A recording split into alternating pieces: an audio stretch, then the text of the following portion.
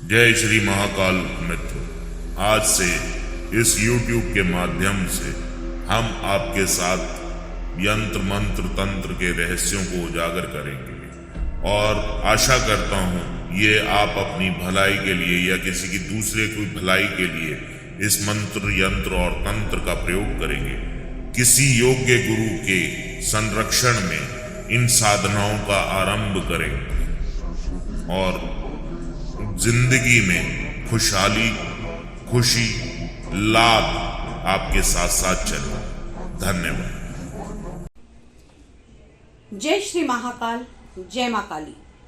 नमस्कार दोस्तों, आज के इस एपिसोड में आप सभी का हार्दिक अभिनंदन है। तंत्र मंत्र और यंत्र की इस दुनिया का अजीब ही रहस्य है। यहाँ कब कौन सी नकारात्मक शक्ति किस पर हावी हो जाए, इसके बारे में कोई नहीं जानता। जहां तंत्र लोगों के लिए लाभ का कार्य करता है, वही तंत्र लोगों के लिए बहुत घातक भी सिद्ध होता है। कई बार तंत्र की क्रिया अच्छे के लिए होती है और कई बार किसी का बहुत ज्यादा नुकसान कराने के लिए भी तंत्र की क्रियाओं का इस्तेमाल किया जाता है, जिसके कारण तंत्र कहीं ना कहीं बदनाम हो गया है। आज किसी की ऐसी ही घटना लेकर आपके सामने प्रस्तुत हुई हूं।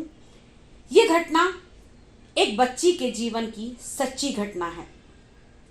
मानने वाले इसे माने या ना माने, लेकिन वास्तव में यह घटना हुई है।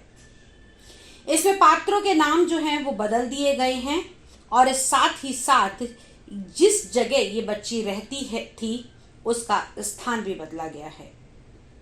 तो चलिए बात करते हैं, क्या थी वो घटना, क्या हुआ था उस बच्ची के साथ, कैसे उसका जीवन बिल्कुल खराब हो गया था, क्या वो वास्तव में इसके लिए दोषी थी या नहीं। आज बताएंगे कि नेहा के साथ ऐसा क्या हुआ था। अक्सर बच्चे स्कूल में पढ़ते हैं, पढ़ते पढ़ते आपस में कंपटीशन भी होता है। तो नेहा ऐसी बच्ची थी जो क्लास में हमेशा फर्स्ट आती थी। उसी के साथ दूसरी लड़की थी दीप्ति। नेहा हमेशा दीप्ति के साथ बड़ा ही अच्छा व्यवहार करती, दोनों में बड़ी ही पक्की दोस्ती थी। लेकिन कहीं ना कहीं दीप्ति की मां के मन में ये खटास थी या ये चुभन थी कि नेहा हमेशा फर्स्ट क्यों आती है और क्यों दीप्ति सेकंड नंबर पर रह जाती है। नेहा में ऐसा क्या खास है, मैं ऐसा क्या करूं कि मेरी बच्ची सदैव एक नंबर पर आए। तो दोस्तों, जहां ईर्ष्या होती है वहां से कहीं ना कहीं नुकसान शुरू हो जाता है। बड़े यत्न किए, अपनी लड़की को बहुत पढ़ाया, लेकिन कहीं ना कहीं अभी भी दीप्ति नेहा से आगे नहीं निकल पा रही थी। मां के ऊपर ये बात इतनी ज्यादा हावी होने लगी कि उसने तंत्र का सहारा लिया। दीप्ति की मां एक तांत्रिक के पास गई।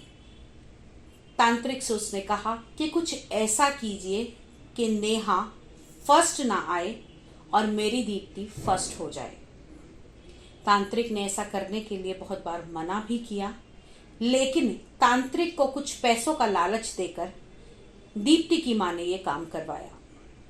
तांत्रिक ने तंत्र क्रिया करी और अभी जो नेहा बिल्कुल छोटी सी थी, अभी 5वीं कक्षा में ही पढ़ रही थी, उसके ऊपर उसने तंत्र की क्रियाओं को कराना शुरू करा। देखते ही देखते नेहा का स्वास्थ्य दिन ब दिन गिरने लगा। इसी दौरान नेहा अब अपनी किशोर अवस्था में भी कदम रखने लगी। जहां उसका स्वास्थ्य गिर रहा था, वहीं उसकी पढ़ाई की भी हानि हो रही थी।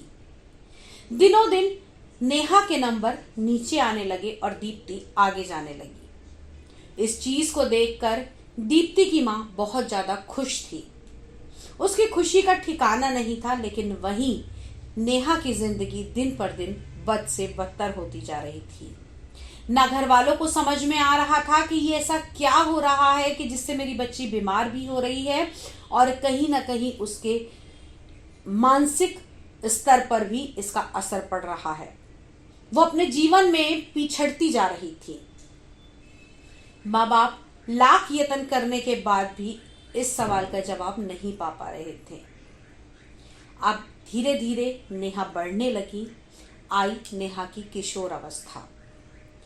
जैसे ही नेहा ने अपने बड़प्पन में, जी हाँ, मासिक धर्म के दौरान कदम रखा, दिन प्रतिदिन उसकी अवस्था और ज़्यादा बिगड़ने लगी। अब हालात ये हो गए थे कि अब नेहा 16 साल की हो गई थी। पागलों की तरह हरकतें करती, सो नहीं पाती थी, कुछ खाती नहीं थी, न जाने उसको ऐसा क्या हुआ था। बहुत ज़्यादा परेशान थे घर वाले कि एक हंसती खेलती बच्ची की जिंदगी किस तरह से तबाह हो गई। उसी दौरान उनके घर पे उनकी किसी आंटी का आना हुआ। आंटी ने नेहा को देखा और नेहा को देखकर कहा कि ये तो बच्ची बहुत प्यारी थी, अचानक से इसे ऐसा क्या हुआ और धीरे धीरे इसका ये क्या हाल बन गया। अब नेहा ना किसी से बात करती, अकेले कमरे में बंद रहती, रोती रहती, चिड़चिड़ी हो गई थी और कहीं ना कहीं जिंदगी से अगर हम कहें तो वो हार चुकी थी, पढ़ाई भी छोड़ चुकी थी। आंटी उस समय पूजा पाठ बहुत करती थी। आंटी पूजा करती थी मेहंदीपुर बालाजी की। जी हाँ, अगर आपने मेहंदीपुर बालाजी के बारे में सुना होगा तो कहीं ना कहीं आपको उनकी शक्तियों का भी ज्ञान होगा। वहां पर सभी नकारात्मक शक्तियों से मुक्ति पाई जाती है। आंटी के ऊपर बाबा की बड़ी असीम कृपा थी। आंटी भांप गई कि कहीं ना कहीं ये बच्ची किसी नकारात्मक शक्ति से पीड़ित है। आंटी ने नेहा के परिवार वालों को ये सलाह दी कि आप एक बार बच्ची को मेहंदीपुर अवश्य लेकर जाएं। अब हालांकि बच्ची के परिवार वाले पढ़े लिखे थे, दोनों ही अच्छे पदों पर कार्यरत थे, लेकिन कहते हैं ना कि जहां अपने बच्चे की बात आती है व्यक्ति हर संभव प्रयास करता है। आंटी के कहने पर नेहा को मेहंदीपुर बालाजी ले जाया गया। मेहंदीपुर बालाजी में नेहा ने वो सारी बातें कबूल की, या नेहा ने वो सारी बातें बताई जो उसके जीवन में घटा था। अब जानना चाहेंगे कि ऐसा क्या हुआ था, दीप्ति की माँ ने ऐसा क्या करवाया था जो नेहा की जिंदगी नेस्ते नाबूद हो गई। तो अब जानिए, दीप्ति की माँ ने नेहा के ऊपर ब्रह्म राक्षस को हावी करवाया। कहा जाता है ब्रह्म राक्षस बड़े ही ज्ञानी होते हैं। कुछ ऐसे कर्मों के कारण या कुछ ऐसी उनकी जो तपस्या है अगर वो रह जाती है और कर्म कुछ बुरे हो जाते हैं तो वो उस योनि में भी चले जाते हैं। ब्रह्म राक्षस बड़ी ही पाक, पवित्र और बड़ी ही साफ प्रवृत्ति मानी गई है। हालांकि ये राक्षस होते हैं लेकिन कहीं ना कहीं ये सनातन धर्म से जुड़े हुए होते हैं। इन्हें वेदों का कंठस्थ ज्ञान होता है और ये सबसे बड़ी बात ये होते हैं बिल्कुल शुद्ध। यूं तो बच्ची का नुकसान करने के लिए उसे भेजा गया था, लेकिन वहीं जब वो बच्ची पहुंची तो ब्रह्म राक्षस ने सब कुछ कबूल किया कि मेरा कोई दोष नहीं है, मैं तो उस तांत्रिक के छोड़े जाने पर इस बच्ची के साथ में आया हूँ। ये बच्ची बिल्कुल निर्दोष है, मैं इसका कुछ भी नुकसान नहीं करना चाहता था, लेकिन उस तांत्रिक ने मुझे इसके ऊपर हावी होने के लिए और कहीं ना कहीं इसका नुकसान करने के लिए मुझे छोड़ा था। जब तक नुकसान बहुत ज़्यादा नहीं किया था, जब तक बच्ची किशोर अवस्था में नहीं पहुंची थी, लेकिन जैसे ही इसका मासिक धर्म आरंभ हुआ, मेरी जो शक्ति थी, मेरी जो सात्विकता थी, उससे मुझे परेशानी होने लगी, जिसके कारण मैंने इसको और ज़्यादा दुख देना शुरू कर दिया। कहीं ना कहीं मैं भी नेहा को देखकर परेशान था, लेकिन मुझे जिस तरीके से कमांड किया गया था, मुझे जिस तरीके से छोड़ा गया था, या मुझ पर नेहा पर जिन शक्तियों का प्रयोग किया गया था, उसके कारणवश मुझे इसके साथ ऐसा करना पड़ रहा था। अब मेहंदीपुर में पूछा गया कि ऐसा क्या किया जाए कि आप इस बच्ची को छोड़ दें। तो जिस तांत्रिक ने उस बच्ची के ऊपर ब्रह्म राक्षस को छोड़ा था, उसकी मृत्यु हो चुकी थी। तभी मेहंदीपुर बालाजी में बच्ची के ऊपर रहने वाले ब्रह्म राक्षस ने कहा कि आप यहाँ कुछ पूजा अनुष्ठान कीजिए, मैं इस बच्ची को सदा सदा के लिए छोड़कर चला जाऊंगा। और क्या आप ये चाहते हैं कि जिसने इसे छोड़ा है या जिसने करवाया है उसके साथ में भी कुछ बुरा हो? तभी नेहा के माँ बाप ने कहा, नेहा के माता पिता ने ये कहा कि हम नहीं चाहते कि जिस प्रकार हमारी बच्ची सालों तक इस दुख को भोग रही है, ऐसा किसी के भी बच्चे के साथ में हो।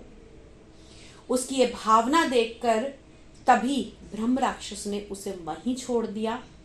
बाबा की कृपा से आज वो बच्ची बिल्कुल ठीक है, हंस खेल रही है। जहां उसकी पढ़ाई छूटी थी उसने आगे पढ़ाई भी की। आज उस बच्ची की एक वैवाहिक जिंदगी है, उसके बच्चे हैं और सभी खुशहाल हैं। आज भी वो बच्ची निरंतर मेहंदीपुर बालाजी की पूजा करती है, उनकी कृपा का शुक्रिया अदा करती है।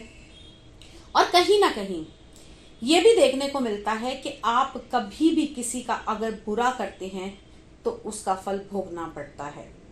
अब भगवान की मार क्या हुई? नेहा के माँ बाप ने तो ये नहीं चाहा था कि दीप्ति के साथ कुछ भी बुरा हो, लेकिन कहते हैं ना कि कर्म सबको भोगने पड़ते हैं। उसकी माँ के कर्म दीप्ति को भोगने पड़े। दीप्ति की वैवाहिक जिंदगी डिस्टर्ब हो गई, उसका तलाक हो गया और साथ ही साथ जहां पर वो कार्य कर रही थी उस कार्य से भी उसे निलंबित कर दिया गया।